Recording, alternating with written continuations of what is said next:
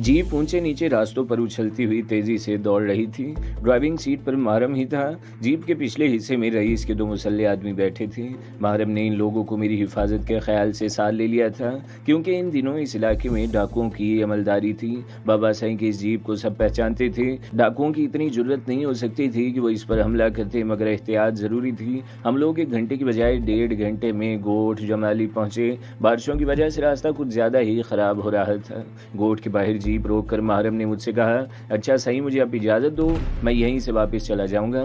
मैंने इसका बड़ा हुआ हाथ गर्मजोशी से थाम लिया और बोला, बाबा साईं को मेरा सलाम कहना। यहाँ से वापसी में वक्त मिला तो बाबा साईं की खिदमत में हाजिरी दूंगा। महरम ने यू टर्न लिया और जीप को वापसी के रास्ते पर डाल दिया। मैंने तवील सांस लिया और आहिस्ता आहिस्ता गोठ की तरफ बढ़ने लगा। अभी मैं चंद कदम ही चला था कि एक टीले के पीछे से 2 मुसल्ले अफराद नमदार हुए। इनके हाथों में बंदूकें थी और इनका रुख मेरी ही तरफ था। कहाँ जाना है, इनमें से एक करख्त लहजे में बोला। मुझे जमाली साहब से मिलना है, मैंने पुरसुकून अंदाज में कहा। कौन से जमाली साहब, इसने पूछा। यहाँ तो सब जमाली हैं, मुझे बड़े जमाली साहब से मिलना है, मैंने जवाब दिया। वो लोग जमाली साहब के गार्ड थे। थोड़ी देर बाद उन्होंने गोठ में मुझे एक और आदमी के हवाले कर दिया। इसने बगौर मेरा जायजा लिया और करख्त लहजे में बोला, थोड़ा इंतजार करो, रईस थोड़ी देर में बाहर आएगा। मैं जमाली साहब की औताक में बैठकर इंतजार करने लगा। इस औताक में मूंडों की बजाय आरामदेह कुर्सियां और सोफे थे। मुझे औताक की छत से लटके हुए पंखे भी दिखाई दे रहे थे। इसका मतलब था कि गोठ में बिजली भी मौजूद है। फर्श पर कालीन भी था। वो कालीन किसी जमाने में बहुत खूबसूरत रहा होगा, अब तो कसरत इस्तेमाल से इसका रंग भी उड़ गया था। दीवारों पर जमाली साहब और इनके बुजुर्गों की तस्वीरें लगी थी। मैं भी औताक का जायजा ले ही रहा था कि कमरे के बाहर मुझे आहट सी सुनाई दी। औताक में एक मुसल्ले शख्स दाखिल हुआ था। मुसल्ले शख्स ने दरवाजे के पास रुककर औताक का जायजा लिया। फिर वो लपक कर मेरे पास आया और आहिस्ता से बोला, साईं अगर बुरा न माने तो अपना हथियार मेरे हवाले कर दें। मैंने जेब से रिवॉल्वर निकाल कर इसके हवाले कर दिया। वो मेरी तलाशी भी लेना चाहता था कि इसी वक्त जमाली साहब औताक में दाखिल हो गए। मुझे देखकर वो ठटके, फिर वालिहाना अंदाज में मुझसे लिपट गए। तुमसे दोबारा मिलकर बहुत खुशी हुई कामरान, उन्होंने कहा। कल तुम्हारा एक साथी और इसकी बहन यहाँ पहुंची हैं। इन लोगों ने बताया था कि तुम भी आ रहे हो। मैं कल शाम से तुम्हारा इंतजार कर रहा हूँ। फिर वो चौंक कर बोले, मैं भी कैसा आदमी हूँ, तुम इतनी दूर से थके हुए आए हो, तुम्हें आराम की जरूरत है। और मैं बोले जा रहा हूँ, मैंने रात एक गोठ में गुजारी है जमाली साहब। मैंने जवाब दिया, मैं आराम कर चुका हूँ, फिर भी नहा धोकर ताज़ा दम हो जाओ, रात को मुलाकात होगी। उन्होंने बुलंद आवाज में अपने गार्ड को मुखातिब किया, अरे बच्चल बाबा, मेहमान को इधर मेहमान खाने में ले जाओ। बच्चल ने रिवॉल्वर मुझे वापस कर दिया और हवेली के दूसरे सिरे पर बने हुए कमरों की तरफ ले गया। मेरा ख्याल था कि इस कमरे में तैमूर मौजूद होगा, मगर वो बिल्कुल खाली था। शायद तैमूर किसी और कमरे में था। मेरे कमरे के साथ अटैच्ड बाथरूम भी था। इसमें जरूरत की हर चीज मौजूद थी। नहा धोकर मैंने एक मरतबा फिर अपना पसंदीदा लिबास जीन्स और जैकेट पहन लिया। बरामदे में खड़े हुए मुलाजिम से मैंने चाय के लिए कहा और खुद अखबार लेकर बैठ गया। अचानक दरवाजे पर आहट हुई और तैमूर अंदर आ गया। मुझसे यूं लिपट गया जैसे बरसों बाद मिल रहा हो। इसने शाजिया के बारे में बताया कि जमाली ने इसे जनान खाने में ठहराया है और कल से इससे मुलाकात नहीं हुई है। यार कामरान, तैमूर ने पुरख्याल अंदाज में कहा, मेरी समझ में ये नहीं आता है कि हम आखिर यहाँ क्यों आए हैं। जमाली ने मुबहम सा एक इशारा किया था ग्लोरिया के बारे में। मैंने सोचते हुए कहा, कोई वाज़ेह बात नहीं की थी। बाद में इस पर मैंने भी बहुत गौर किया। मुझे खुद अपनी हमाकत पर हंसी आ रही है कि जरा सा इशारा मिलने पर जान जोखों में डालकर दौड़ा चला आया। यार इश्क हो तो ऐसा, तैमूर हंसते हुए बोला। बात इश्क की नहीं बल्कि शक की है, तैमूर ने टुकड़ा दिया। अच्छा ज्यादा मत चहको, मैंने इसे घूरा। इस जज्बे से वाकिफ ही नहीं हो, तुम क्या जानो कि इश्क क्या होता है। मैंने देखा तैमूर एकदम संजीदा हो गया। फिर वो खोए खोए लहजे में बोला, मैं जानता हूँ कि इश्क क्या होता है। इसी इश्क की खातिर तो आज मैं दर बदर भटक रहा हूँ, वरना मैं भी पुरसुकून जिंदगी गुजार रहा होता। तुम चाहो तो अभी पुरसुकून जिंदगी गुजार सकते हो। मैं भी संजीदा हो गया। जितनी दौलत चाहिए मुझसे ले लो और दुनिया के किसी भी मुल्क में सेट हो जाओ, शादी करके अपना घर बना लो और बस करो कामरान। तैमूर ने मुझे झिड़क दिया, अब मैं चाहूँ भी तो तुम्हारा साथ नहीं छोड़ सकता। मैं तुम्हारे बगैर कैसे सुकून से रहूंगा। आइंदा ऐसी बात मत करना। अच्छा छोड़ो इस बात को, मैंने हंस कर कहा। ये सोचो कि अब हमें क्या करना है। पहले जमाली से मालूम तो करो कि वो ग्लोरिया के बारे में क्या जानता है। तैमूर ने कहा, अगर इसने काम की कोई बात बताई तो हम आज ही यहाँ से रवाना हो जाएंगे।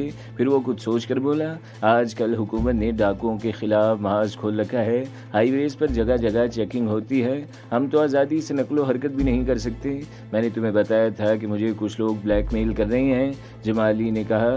हम खाने के बाद इसके ड्राइंग रूम में बैठे कॉफ़ी पी रहे थे। जी हाँ, बात शायद इस एयर होस्टेस से चली والی تھی جس کے ساتھ؟ ہاں میں وہی بتاتا ہوں۔ جمالی صاحب نے میری بات کاٹ دی۔ بلیک میلرز کا ایک ساتھی ان سے بدزن ہو کر میرے پاس آ گیا۔ وہ اپنے ساتھ تمام بلیک میلنگ کا سامان بھی لے آیا تھا۔ اس نے مجھ سے درخواست کی کہ میری جان کی حفاظت کریں۔ اب وہ لوگ مجھے زندہ نہیں چھوڑیں گے۔ جب تمام تصاویر اور نیگیٹیوز مجھے مل گئیں تو میرے لیے کوئی خطرہ نہ رہا۔ میں نے نہ صرف ان کے آدمی کو پناہ دی بلکہ ان بلیک میلرز کو کچلنے کے لیے پوری قوت سے کارروائی کی۔ ان کے چند ساتھی مارے گئے مگر پیٹر اور اس کے خاص آدمی میرے ہاتھ نہ لگ سکے۔ میں فی الحال حکومت میں نہیں ہوں مگر اب بھی میری اتنی پہنچ ہے کہ میں نے ملک سے باہر جانے والے تمام راستوں کی ناکہ بندی کرا دی ہے۔ وہ لوگ ابھی پاکستان میں ہی ہیں۔ ملک سے فرار ہونے کی کوشش کریں گے تو پکڑے جائیں گے۔ اور گلوریا کہاں ہے؟ میں نے پوچھا۔ ان کے تمام ہی ٹھکانوں پر چھاپے ڈلوا چکا ہوں۔ میرے آدمیوں کی رپورٹ ہے کہ پیٹر کو آخری بار پڑوسی ملک کے ہائی کمیشن میں دیکھا گیا ہے۔ میرے خاص آدمی اب بھی اس عمارت کی نگرانی کر رہے ہیں۔ پیٹر ابھی تک باہر نہیں نکلا ہے۔ میں پرجوش انداز میں کھڑا ہو گیا اور بولا، یہ کب کی اطلاع ہے؟ ابھی تھوڑی دیر پہلے میرے آدمی کو فون آیا تھا۔ اس نے بتایا کہ پیٹر ابھی تک ایک دفعہ بھی باہر نہیں نکلا ہے۔ شاید اسے بھی نگرانی کا شبہ ہو گیا ہے۔ اسے باہر نکالنا اب میرا کام ہے۔ میں نے جوش میں موٹیاں بھیج کر کہا، آپ بس میری روانگی کا بندوبست کر دیں یہاں سے، مگر یہ دھیان رکھنا ہے کہ پیٹر بچ کر نکلنے نہ پائے۔ جمالی صاحب نے کہا، اس کے سلسلے میں بالکل رعایت مت کرنا۔ وہ لومڑی کی طرح مکار اور سانپ کی طرح خطرناک ہے۔ میں ان غیر ملکی جاسوسوں کو خوب جانتا ہوں۔ آپ فکر نہ کریں، بس فوری طور پر ہماری روانگی کا بندوبست کریں۔ واپسی کی تم فکر مت کرو، مجھے ابھی خود بھی کراچی جانا ہے، جمالی صاحب نے کہا اور اٹھ کھڑے ہوئے۔ جمالی صاحب کی لینڈ کروزر کراچی کی طرف اڑی جا رہی تھی۔ ہم سب بالکل خاموش تھے، ہر شخص اپنے خیال میں کھویا ہوا تھا۔ میرے ساتھ شازیہ بیٹھی تھی، وہ شاید سو گئی تھی کیونکہ اس کا سر میرے شانے پر ڈھلکا ہوا تھا۔ راستے میں صرف ایک جگہ رک کر ہم نے کافی کا ایک کپ پیا تھا۔ یہ کافی جمالی صاحب تھرماس میں لائے تھے۔ کافی پینے کے بعد وہ مسلسل بولتے رہے تھے۔ مجھے ان کی یہ گفتگو بہت کھل رہی تھی کیونکہ میں کچھ سوچنا چاہتا تھا، کوئی پلان بنانا چاہتا تھا جس کے ذریعے پیٹر کو اس بل سے نکال سکوں۔ مجھے جمالی صاحب کی سیاست یا مستقبل میں ملنے والی کسی وزارت سے کوئی دلچسپی نہیں تھی۔ گاڑی نے ٹول پلازا کراس کیا تو میں نے اپنی گھڑی پر نظر دوڑائی۔ صبح کے 5:30 بج رہے تھے، گویا ہم نے پوری رات سفر میں گزار دی تھی۔ جمالی صاحب نے ایک مرتبہ پھر تاکید کی، دیکھو کامران، کسی بھی صورت میں پیٹر کو زندہ مت چھوڑنا۔ وہ ایک دفعہ بچ گیا تو ہمارے ملک میں بہت تباہی پھیلائے گا۔ ان کے بار بار اصرار پر مجھے کچھ ہوا ہونے لگا۔ آخر وہ کیوں چاہتے تھے کہ میں پیٹر کو کسی بھی قیمت پر زندہ نہ چھوڑ دوں؟ میں نے کہا، اگر پیٹر زندہ گرفتار ہو گیا تو میں اسے آرمی کے حوالے کر دوں گا، پھر وہ لوگ جانے اور پیٹر جانے۔ نہیں، انہوں نے سخت لہجے میں کہا، پاکستان میں کون سی عدالت اس پر مقدمہ چلائے گی؟ ہمارے پاس کیا ثبوت ہوگا اس کے خلاف؟ بین الاقوامی پریس اتنا شور مچائے گا کہ حکومت کو الٹی معذرت کرنا پڑے گی اس کے ملک سے۔ ثبوت تو میں مہیا کروں گا کہ پیٹر سیدھا پھانسی کے پھندے کی طرف جائے گا۔ یہ کہہ کر میں نے کنکھیوں سے جمالی صاحب کو دیکھا۔ نہیں، انہوں نے بدلے ہوئے لہجے میں کہا، اسے کسی بھی صورت میں زندہ نہیں چھوڑنا۔ جمالی صاحب نے ایک ایک لفظ پر زور دے کر کہا، ورنہ میں اپنے آدمیوں سے بھی یہ کام لے سکتا ہوں۔ آپ فکر نہ کریں، میں نے جلدی سے کہا، جیسا آپ کا حکم ہے ویسا ہی کیا جائے گا۔ میں موقع ملتے ہی اس جاسوس کو موت کے گھاٹ اتار دوں گا۔ میں اس مرحلے پر جمالی صاحب سے بگاڑنا نہیں چاہتا تھا۔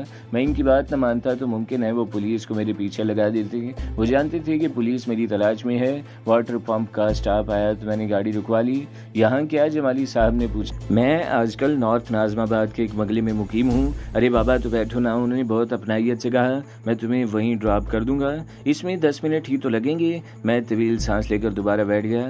وہ اب مجھ پر اعتماد نہیں کر رہے تھے اور میرا ٹھکانہ دیکھنا چاہتے تھے۔ میں ڈرائیور کو راستہ بتاتا رہا۔ اب میرا رخ بابا صحیح کے بنگلے کی طرف تھا۔ میں دل ہی دل میں دعائیں مانگ رہا تھا کہ علی مراد مجھے بنگلے پر ہی مل جائے۔ یوں تو بابا صحیح کے تقریباً سبھی ملازم مجھے بہت اچھی طرح پہچانتے تھے، مگر علی مراد کی تو بات ہی اور تھی۔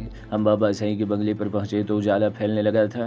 ہم نے اپنا سامان اٹھانے کی کوشش کی تو جمالی صاحب کے ایک ملازم نے بڑھ کر ہمارے شولڈر بیگ اور سوٹ کیس اٹھا لیے۔ اسے بھی شاید جمالی صاحب نے اشارہ کیا تھا۔ میں خوب سمجھ رہا تھا کہ اس سے ان کا مقصد کیا ہے۔ یقین کرنا چاہتے تھے وہ کہ ہم اس بنگلے میں داخل ہوئے بھی ہیں یا ان کے جانے کے بعد کسی اور بنگلے کی طرف نکل گئے ہیں۔ یہ بھی تو ہو سکتا تھا کہ ہم یوں ہی کسی ہی بنگلے کے آگے اتر جاتے اور ان کی روانگی کے بعد وہاں سے آگے بڑھ جاتے۔ میں نے اللہ کا نام لے کر کال بیل کے بٹن پر انگلی رکھ دی۔ گیٹ کے پاس فوراً ہی ایک آہٹ سنائی دی اور ذیلی کھڑکی کھول کر کسی نے باہر جھانکا۔ وہ بابا صاحب کا पुराना गार्ड था और मुझे अच्छी तरह जानता था। मुझ पर नज़र पड़ते ही वो खुश होकर बोला, साईं कामरान आप ठीक तो हैं? साईं अंदर आ जाओ, अली मुराद भी रात ही गोट से वापस आया है। ये कहकर वो फुर्ती से अंदर दाखिल हुआ ताकि गेट खुल सके। बड़ा गेट मत खोलो, मैंने इसे रोक दिया, जमाली साहब वापस जाएंगे। ऐसी भी क्या बेमुरवती? कामरान तैमूर अल्फाज चबा चबा कर बोला, हम जमाली साहब को एक कप कॉफ़ी तो पिला दें, वैसे भी ये नाश्ते का वक्त है। फिर वो जमाली साहब से मुखातिब हुआ, अगर आप नाश्ता हमारे साथ करें तो। Thank you very much, Jamali साहब मुतमईन अंदाज में बोले। मुझे एक दो ज़रूरी काम निपटा कर आज ही गोट जाना है। मैं तो कराची आता ही रहता हूँ, कराची आया तो तुम लोगों के साथ चाय ज़रूर पीऊँगा।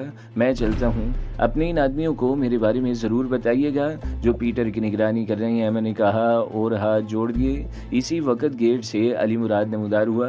वो मुझे देखकर वालिहाना अंदाज में लिपट गया। वो कुछ कहने ही वाला था कि मैंने इसका हाथ दबाकर इसे बोलने से रोक दिया। मैं नहीं चाहता था हमारी गुफ्तगू से जमाली साहब को इल्म हो कि मैं यहाँ मुकीम नहीं हूँ, बल्कि अभी अभी आया हूँ। मैंने अली मुराद से कहा, जमाली साहब को तुम पहचानते ही होगे, मैंने परसों जाते वक्त तुम्हें बताया था ना कि मैं जमाली साहब के गोट जा रहा हूँ। फिर मैं जमाली साहब से मुखातिब हुआ, ये अली मुराद है, इसने बुरे वक्त में मेरी बहुत मदद की है। अली मुराद ने आगे बढ़कर निहायत मुअद्दब अंदाज में जमाली साहब को सलाम किया और बोला, साईं अगर हमारे साथ नाश्ता कर लेते तो हमारी इज्जत बढ़ जाती। बड़ा साईं भी नाराज़ होगा कि साईं जमाली मेरे दरवाजे से वापस चला गया, इसे अंदर क्यों नहीं बिठाया? मैं खुद तुम्हारे साईं से माजरत कर लूँगा, जमाली ने कहा। फिर सरसरी लहजे में बोला, कौन है तुम्हारा बड़ा साईं? अब्दुल रहीम खान, अली मुराद ने फखरी अंदाज में कहा। मैंने जमाली साहब को वाज़ेह तौर पर चौंकते देखा। फिर वो जल्दी से बोला, बाबा रहीम खान तो हमारा यार है, इसको हमारा सलाम बोलना, मैं इससे खुद भी मुलाकात करूंगा, इलेक्शन में तो इसकी भी ज़रूरत पड़ेगी। फिर वो अपने ड्राइवर से बोला, चलो। दूसरे ही लम्हे लैंड क्रूज़र झटके से आगे बढ़ी और मेन रोड पर पहुंचकर नज़रों से उजल हो गई। अली मुराद ने हमारा सामान उठाने की कोशिश की, मगर बाबा साईं के गार्ड ने इससे पहले ही हमारा सामान उठा लिया। साईं ये चक्कर क्या है? अली मुराद ने पूछा। ये जमाली कहाँ से मिल गया आपको? ज़रा सांस तो लेने दो, सब कुछ बताऊंगा, मैंने हंस कर कहा। वैसे अभी किसी वक्त बड़े साईं भी आने वाले हैं, अभी आपने बल बजाई थी तो मैं समझा था कि बड़े साईं आ गए। अली मुराद ने ड्राइंग रूम का दरवाज़ा खोलते हुए कहा। फिर वो तैमूर से बगलगीर हो गया और बोला, साईं माफ़ करना, कामरान साहब से बातों में और किसी का ध्यान ही नहीं रहता। आप भी सोच रहे होंगे कि कैसा बद अखलाक आदमी है। फिर इसने बुलंद आवाज़ में किसी को पुकारा, अड़े छोरा। फ़ौरन ही एक मुलाजिम ड्राइंग रूम में आ गया। बाबा जल्दी से नाश्ता तैयार कराओ, मेहमान आए हैं। नाश्ते को छोड़ो, मैंने कहा, हम लोग अब जाएंगे। मैं चाहता हूँ कि बाबा साईं के आने से पहले यहाँ से चला जाऊँ, वरना फिर मैं यहीं फंस जाऊँगा। साईं अब तो आप फंस ही चुके हैं, अभी कुछ दिन पहले बड़े साईं आपको बहुत याद कर रहे थे। अब वो सुनेंगे कि आप आए थे और इनसे बगैर मिले चले गए तो मुझ पर नाराज़ होंगे, बल्कि इन्हें अफसोस ज़्यादा होगा इस बात का। अभी इसकी बात पूरी हुई ही थी कि बरामदे में लगी हुई कॉल बेल चीख उठी। अली मुराद चौंक कर बोला, ले वो बड़े साईं आ गए। ये कहकर वो बाहर की तरफ झुक गया। मैं उठकर टहलने लगा। बाबा साईं से मिले हुए एक अरसा बीत गया था। मुझे शर्मिंदगी हो रही थी कि इस दौरान में इनकी बिल्कुल खबर नहीं ली थी। इसी शर्मिंदगी की वजह से इनका सामना नहीं करना चाह रहा था। तैमूर भी कुछ मुस्तरब नजर आ रहा था। वो शायद इससे पहले बाबा साईं से नहीं मिला था। शाजिया रूठी रूठी इसी कमरे के गोशे में बैठी थी। शायद वो इस बात पर नाराज थी कि यहाँ पहुंचकर मैं इसे बिल्कुल ही नज़रअंदाज कर चुका हूँ। अली मुराद वापस आया तो इसके साथ जमाली को देखकर मैं हैरान रह गया। मुझे पहली दफ़ा इसके रवैये पर झंझलाहट हुई। वो किसी तरह मेरा पीछा ही नहीं छोड़ रहा था। मैंने अपनी झंझलाहट पर काबू पा के नरम लहजे में कहा, दोबारा कैसे ज़हमत की जमाली साहब? शुक्र है कि तुम कहीं निकले नहीं, जमाली ने कहा। पीटर भी थोड़ी देर पहले वहाँ से निकला है। वहाँ से निकल कर वो अमेरिकन सफारत खाने की तरफ गया है। मेरा एक आदमी इसके पीछे लगा हुआ है। मेरे पास यहाँ का फ़ोन नंबर नहीं था, वरना मैं ये इतला तुम्हें फ़ोन पर ही दे देता। इसका मतलब है कि हम खामखा यहाँ वक्त ज़ाया कर रहे हैं। मैं झपट कर खड़ा हो गया। आराम से बाबा, आराम से, जमाली ने हंस कर कहा। मैं ज़रा फ़ोन करके मालूम कर लूँ कि पीटर अब भी वहीं है या वहाँ से भी निकल गया है। इसने टेलीफोन सेट अपनी तरफ खिसकाया और नंबर डायल करने लगा। सिलसिला मिलने पर वो बोला, हाँ बाबा क्या खबर है? अच्छा कब? ठीक है, गुलाम रसूल से कहो इस पर नज़र रखिए। इसने सिलसिला मुनक़ता कर दिया और मुझसे बोला, पीटर फिर इंडियन हाई कमीशन चला गया है। तुम परेशान मत हो, मेरे आदमी वहाँ मौजूद हैं, फिर मैं कुछ देर आराम कर लूँ, मैंने अंगड़ाई लेते हुए कहा और साथ ही तैमूर को आंख मारी। रात भर का जागा हुआ हूँ, कुछ देर कमर सीधी कर लूँ। जमाली एक मरतबा फिर जाने को तैयार हो गया। चाय फिर कभी पीऊँगा, अभी मुझे बहुत काम है। ये कहकर वो बहुत उजरत में बाहर निकल गया। इसके जाने के बाद मैंने तैमूर से कहा, मुझे तो दाल में कुछ काला महसूस محسوس ہو رہا ہے۔ جمالی کا دوبارہ یہاں آنا، پھر فون پر اپنے آدمی سے بات کرنا، کیا اس کا آدمی سڑک پر ٹیلی فون لگائے بیٹھا تھا؟ ان دنوں موبائل فون پاکستان میں عام نہیں ہوئے تھے۔ میری چھٹی حس بھی کسی خطرے کی نشاندہی کر رہی ہے، تیمور نے کہا۔ میرا خیال ہے کہ پیٹر سرے سے وہاں موجود نہیں ہے۔ شازیہ نے پہلی مرتبہ زبان کھولی، یا پھر جمالی ہمیں ڈبل کراس کر رہا ہے؟ علی مراد، میں نے کچھ سوچ کر کہا، تم باہر جا کر ارد گرد کا جائزہ لو۔ مجھے شبہ ہے کہ جمالی نے میری نگرانی کے لیے اپنا کوئی آدمی یہاں چھوڑا ہوگا۔ علی مراد اسی وقت اٹھ کر باہر نکل گیا۔ تیمور نے مجھ سے کہا، یار اس بڈھے نے تو الجھا کر رکھ دیا ہے، سمجھ میں نہیں آتا کہ آخر چاہتا کیا ہے۔ میں نے اس کی بات کا کوئی جواب نہیں دیا۔ کمرے میں تھوڑی دیر کے لیے گمبھیر خاموشی طاری ہو گئی۔ تھوڑی دیر بعد علی مراد لوٹ آیا اور اس نے بتایا کہ تمہارا شبہ غلط ہے، بنگلے کے آس پاس تو کوئی بھی نہیں ہے۔ پھر وہ پرخیال انداز میں بولا، ویسے یہ آدمی جمالی زیادہ بھروسے کے قابل نہیں ہے، اس لیے اس کی کبھی بڑے سائیں سے نہیں بنی تھی۔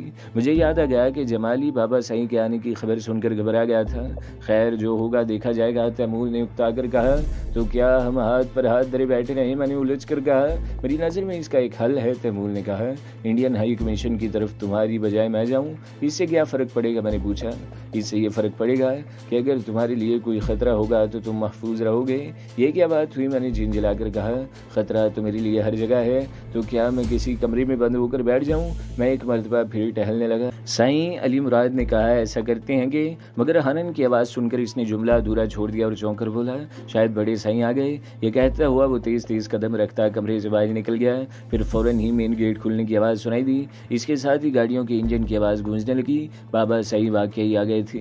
میں تیمور اور شازیہ کو وہیں چھوڑ کر برآمدے میں آ گیا۔ بابا سائیں پورچ میں اپنی ٹویوٹا کراؤن سے اتر رہے تھے۔ مجھے دیکھ کر ان کی آنکھوں میں خوشی کی چمک لہرائی۔ میں دوڑ کر ان سے لپٹ گیا۔